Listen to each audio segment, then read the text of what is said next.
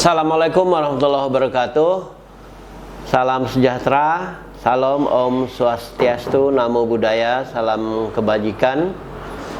Kembali kita di dalam podcast Kerukunan Lintas Agama ini, kita masih bersama dengan narasumber yang luar biasa, yang kiprahnya dari dulu hingga sekarang sangat luar biasa di Kalimantan Barat, Pak Sutadi SH, Ketua Ahmad Takin Kalimantan Barat. Ini Pak, di segmen ini kita ingin meminta penjelasan dari Bapak terkait dengan konsep moderasi ya, atau Zongyong ya, kebajikan utama atau kebajikan penting dalam ajaran Konghucu. Apa yang dimaksud dengan Zongyong ini Pak? Jadi tadi kan kita bicara moderasi tadi ya. Kalau moderasi itu kan adalah merupakan sikap suatu bertindak tuh tidak berlebihan. Artinya selalu bersikap tengah. Dalam ajaran Konghucu ada disebutkan bahwa sesuatu yang tidak baik itu, kebajikan itu bisa bersifat siku. Artinya sesuatu yang tidak baik itu jangan diteruskan. Jangan teruskan. Ya.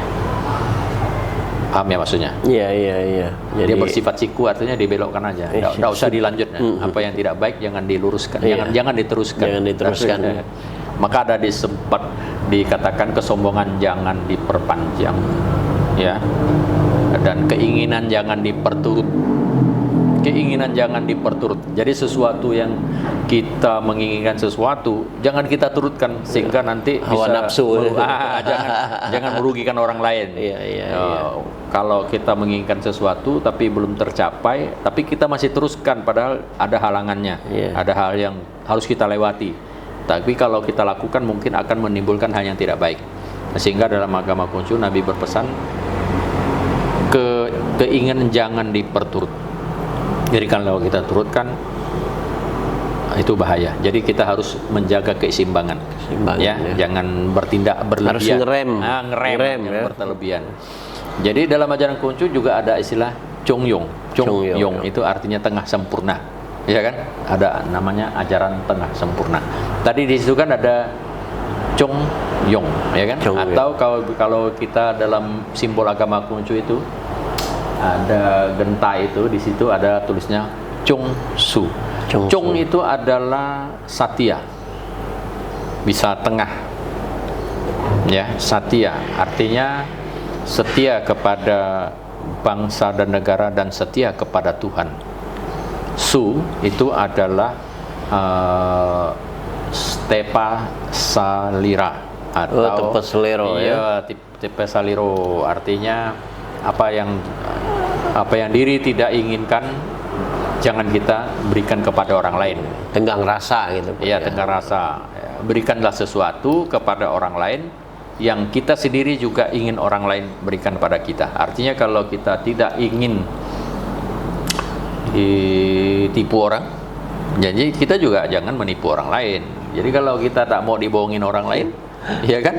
Mesti kita juga jangan membohongi orang lain. Tapi yang tadi lu berikanlah sesuatu kepada orang lain yang diri sendiri ingin orang lain berikan pada kita. Contoh, kalau kita ingin dihargai, berarti kita mesti menghargai orang lain juga. Kalau kita ingin dihormati, berarti kita mesti menghormati orang lain juga. Ya kan? Nah, itu baru tadi sikap tengah tadi kan. Jangan bertindak yang berlebihan, selalu sikap tengah. Dalam ajaran Islam kayaknya ada juga jalan tengah ya. Iya, ada wasatiyah. Jadi wasatiyah, tengah-tengah. Iya, jadi kalau saya bahas sedikit tentang Chung tadi, kalau setia itu ya. Saya kasih contoh, ada satu panglima perang, Konkong, yang perang besar. Ya kan? Ada lihat ya, Kuan Yi. Yang jenggotnya panjang. Yang sering ada di kelenteng, sering lihat itu. Itu sangat dihormati oleh umat Konghucu.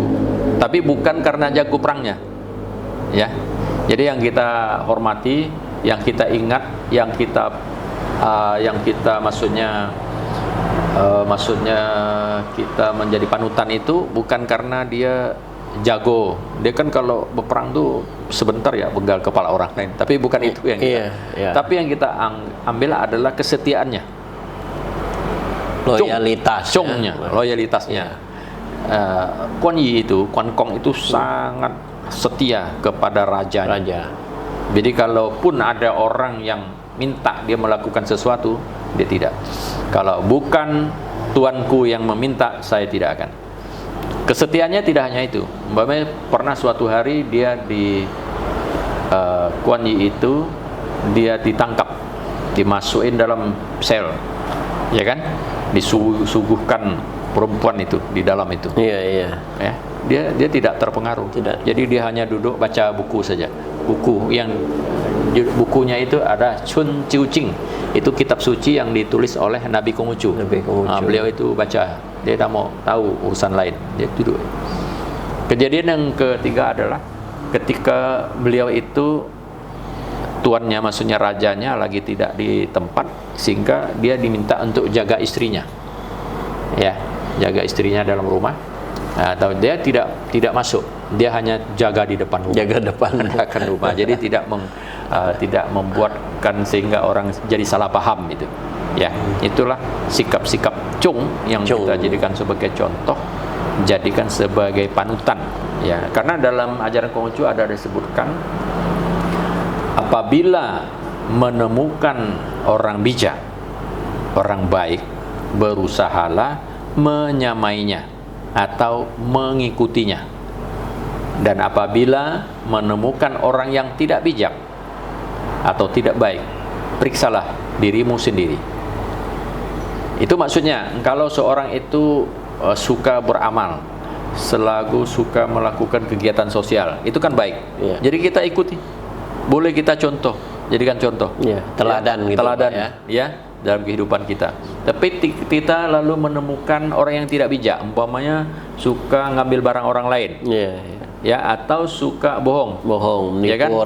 Nipu orang, Ya. itu nggak patut kita tiru. Tapi disebut periksalah dirimu sendiri. Jadi koreksi harus ke dalam. Kita jadikan alat cermin diri buat kita. Umpama si A ini suka menipu, ya saya mesti koreksi diri saya. Jangan-jangan saya juga seperti dia, sama tak iya. Jangan-jangan saya juga suka bohong, suka nipu kurang lebih, ya kan? 11-12. Sehingga ketika saya menjadikan alat tolak ukur buat diri saya, saya juga sama dengan dia, berarti saya harus berusaha memperbaiki tadi. Jadi sebagai cermin diri untuk memperbaikan diri. Sehingga tadi itu dikatakan apabila ada orang bijak, berusahalah mengikutinya atau menyamainya. Jadi jangan heran kalau umat Konghucu itu banyak benar kelentengnya, patungnya banyak benar, ya kan? Sebetulnya itu dalam agama Konghucu yang di dalam Tuhannya itu bukan di dalam kelenteng, kan? Sana tuh, bisa di mana saja, ya kan? Karena dalam itu adalah kebanyakan leluhur yang dihormati, orang-orang bajik, orang-orang bijak yang harus dihormati. Jadi kalau umat Konghucu, kalau kelenteng itu yang ada tulisan Tian, sama kalau orang Muslim hanya ada lafal itu Allah, kan? Jadi dia hanya ada tulisan, tidak ada gambar. Karena di dalam ajaran Konghucu, saya boleh kutip ayatnya dalam kitab suci. Silakan, sungguh Pak. Besar kebajikan Tian. Tian itu Tuhan. Yang Maha Roh. Ya, Tuhan itu bersifat roh. Dilihat tidak tampak, didengar tidak terdengar, namun tiap wujud tiada yang tanpa dia. Itu artinya sebetulnya sesungguhnya Tuhan itu sungguh tidak dapat ditentukan bentuknya.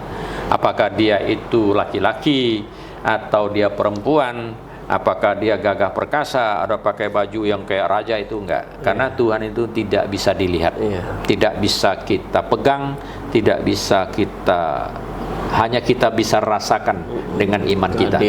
Kalau kita iman kita menyatakan Tuhan itu adalah dia. Tak bisa kita lihat, tidak bisa kita sentuh.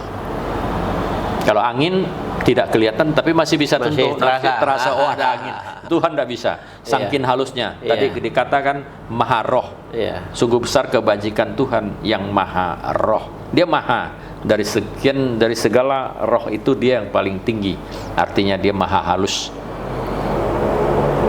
luar biasa, Pak. Dia merupakan roh yang tidak kelihatan, jadi seperti itu. Jadi kami ingin menghilangkan sedikit salah paham itu. Kalau di Kelenteng kan banyak nih patung nih. Iya, banyak. Patung. Itu orang-orang zaman dulu yang bijak, ada raja dulu yang baik. Yang ingin diteladani oleh umatnya. Yang ada gitu, maco, itu yang ada yang di pinggir laut itu kan. Iya. Itu juga dulunya manusia, dia baik, banyak menolong orang.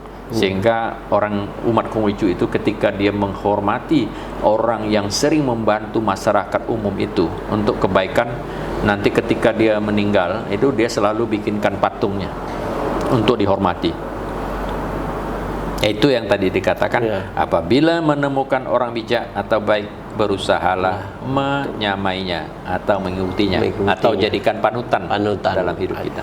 Kalau dia tidak baik, jadi tolak ukur koreksi untuk diri kita sendiri, introspeksi diri. Itu Yong tengah sempurna. Ya kan? Jadi ini sangat luar biasa. Terkait dengan ini, Pak, ada paham ekstrim segala macam. Nah, ini masih terkait dengan Chong Yong tadi itu, Pak. Itu gimana melihat hal itu supaya masyarakat tidak ekstrim, radikal, apalagi mengarah ke terorisme gitu. Ya, sebetulnya orang yang melakukan yang seperti itu, yang ekstrim, mungkin teror dari teror sudah tindakan terakhir biasa tuh. Itu mungkin itu merupakan tugas kita bersama ya, saya pikir. Kita tidak usah sebutkan dia itu latar belakangnya. Jadi memang tugas kita bersama untuk menjelaskan doktrin, itu ya, ajaran agama itu yang betulnya seperti apa. Kadang-kadang kalau dia diajarin sedikit itu yang itu dia jadi konsepnya itu bolak-balik itu. Supaya kalau dia bilang ini contoh lah ya nih, darah ini halal, nanti jadi halal terus, itu jadi masalah. Jadi kan umpamanya nih, si ini dirampok jadi nah, itu kan jadi masalah itu. Jadi kita belum paham tentang apa yang dalam pikiran dia ini, yang orang yang sering melakukan teroris itu, keinginannya apa sebetulnya, ya kan? Menyimpang. Kenapa bisa menyimpang itu? Nah, sebetulnya itu kan teroris juga kembali kepada diri dia sendiri. Nah, apakah ada gurunya yang ngajarin seperti kan kita nggak paham. Jadi kita sebagai tokoh agama atau yang masing-masing umatnya itu memang perlu memberikan pemahaman itu memang dari awal. Ya, kadang-kadang itu pengaruh. Kalau di internal Konghucu itu biasa kalau ajaran diingatkan atau terus, gimana biasanya, iya, Pak? Tapi kalau kami itu kan terus terang tidak ada, kami kan lebih cenderung mementingkan itu dari Renli itu tadi itu sisi kemanusiaannya. Kemanusiaannya.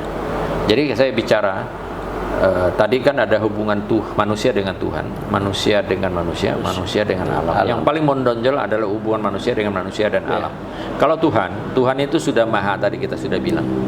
Kalau kami itu kan Tuhan itu adalah sebagai orang yang sebagai sesuatu yang memang harus kita bertakwa kepada yakini, ikuti. Karena ini semua adalah karena Dia. Jadi kita tak perlu menolong Tuhan, kan? Betul kan? Kalau kami itu kan tidak, justru kita hanya memohon. Ya, kalau saya ada salah saya mohon maaf. Kalau saya ada masalah saya minta supaya jadi keselamatan.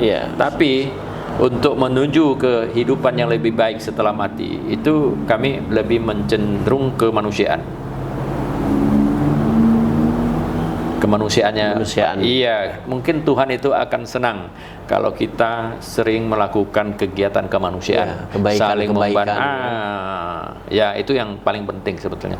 Makanya kita lihat ini sore ya, kalau di Tiongkok itu.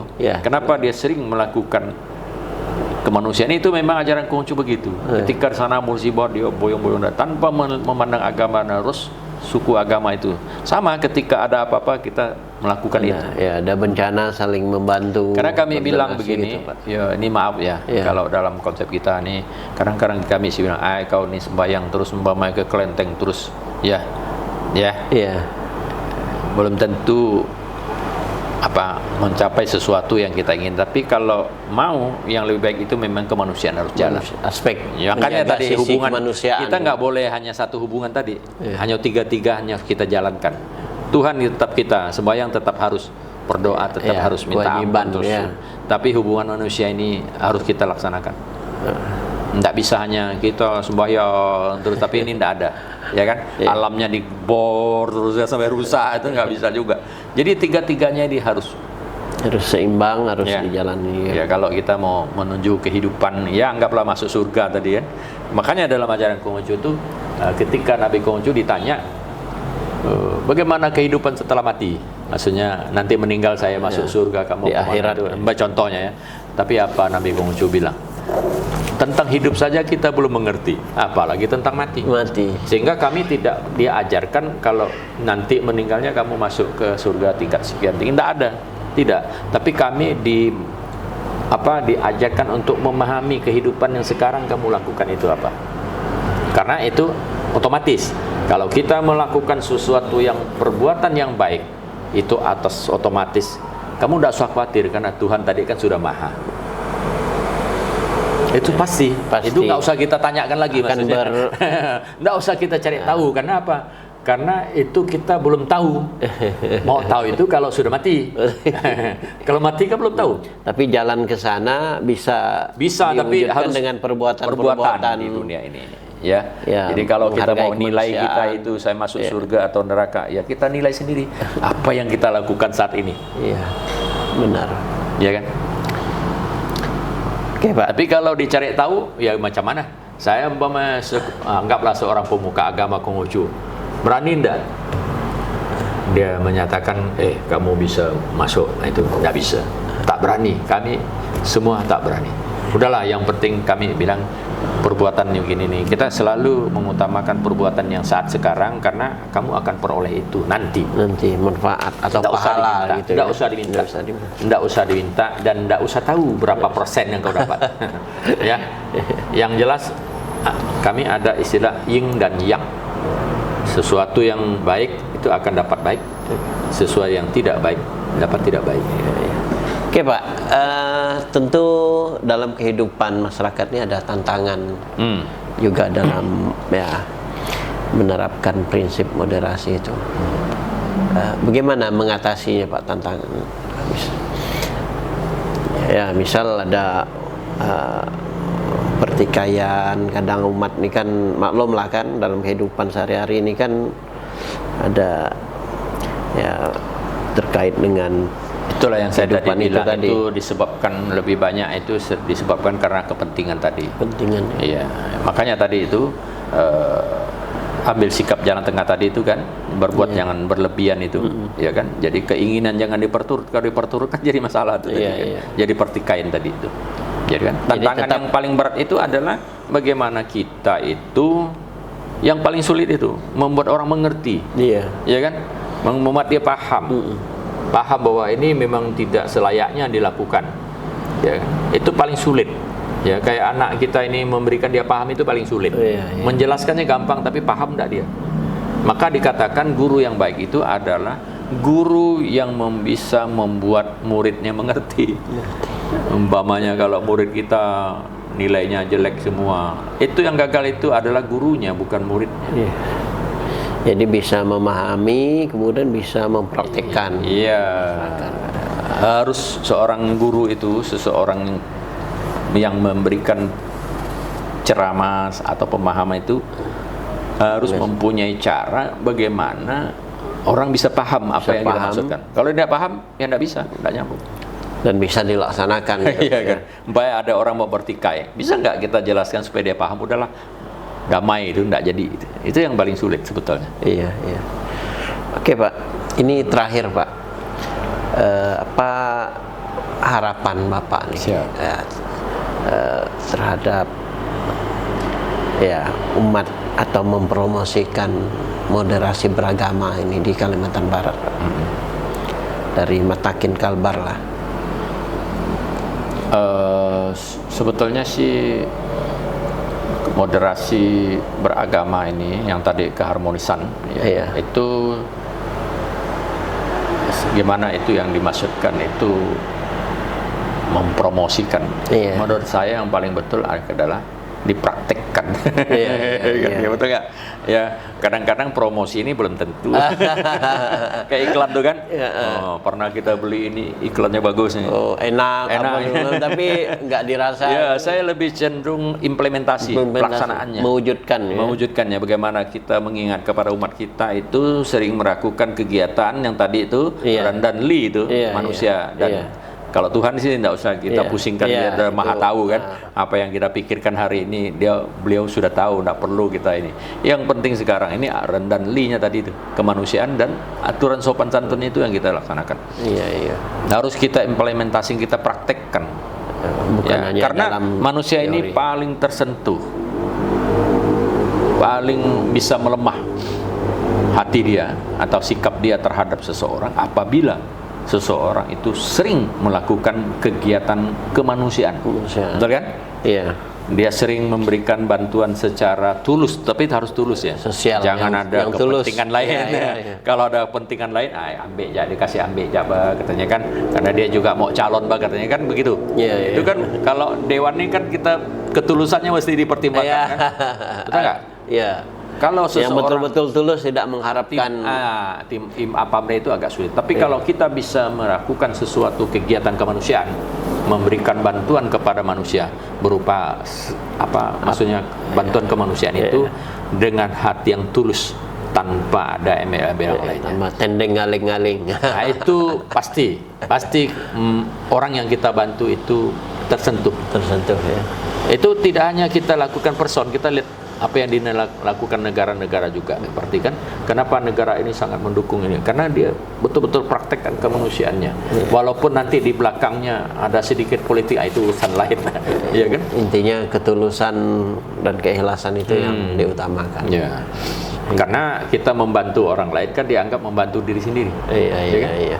Kembali perbuatan baik kembali ke kita. Kalau tidak ada orang yang bisa kita, umpamanya Tuhan itu kan menilai perbuatan kita yang baik. Umpamanya orang kaya semua, umpamanya lah ya, Tuhan menciptakan orang kaya semua. Tak ada yang membuat kemanusiaan itu. Iya. Betul nggak? Iya, benar. Memang Tuhan ini serba adil gitu. Ya, Nggak tahu kenapa. Ada gitu. kaya, Kenapa ada miskin, ada. Sehingga kita bisa melakukan kegiatan kemanusiaan. Kalau enggak, susah kita. Ini orang kaya semua umpamanya. Semua punya dia. Enggak perlu dikasih umpamanya kan. Nah, enggak bisa nampak bahwa saya ini ada niat kemanusiaan tuh enggak ketahuan. Tuhan berbagi untuk sesama umat manusia gitu Pak. Oke, siap. Saya kira cukup Pak. Jadi sudah dalam sekali pembahasan kita. Kemudian banyak hal-hal yang bijaksana tadi sudah disampaikan oleh Pak Sutadi. Jadi kita cukupkan sampai di sini untuk pembahasan tentang moderasi beragama dalam perspektif umat agama Konghucu atau agama Konghucu di Kalimantan Barat. Kiprah Matakin Kalbar juga sangat luar biasa. Tadi kita sudah mendengarkan penjelasan dari beliau yang sampai hari ini masih aktif, luar biasa. Saya aja Bapak aktif, saya baru beberapa tahun usianya. Saya gitu kan. 2006. Iya. FKUB 2006. Iya. Saya sudah sangat lama mendengarkan kiprah Pak Sutadi ya. Jadi ini yang kita harapkan dari tokoh-tokoh di Kalimantan Barat, terutama tokoh agama yang selalu konsisten untuk membangun kerukunan, membangun kedamaian di Kalimantan Barat. Para pemirsa kerukunan yang kami banggakan, demikian yang dapat kami sampaikan, yang dapat kami dialogkan dengan Pak Sutadi. Mudah-mudahan mendatangkan manfaat untuk kita semua. Tadi kita sudah bahas tentang kiprah segala macam, kemudian tentang sejarah dan sebagainya. Kemudian bagaimana moderasi ini selalu dikedepankan di dalam kehidupan beragama, bukan hanya di internal umat Konghucu atau agama Konghucu, tetapi di seluruh masyarakat beragama di Kalimantan Barat. Sekira itu, kurang lebih mohon maaf. Assalamualaikum warahmatullahi wabarakatuh. Selamat siang, salam sejahtera, salam, Om Santi Santi Santi Om, salam kebajikan. Terima kasih Pak. Terima kasih. Semoga bisa disambungkan di Terima segmen kasih. atau di podcast lainnya.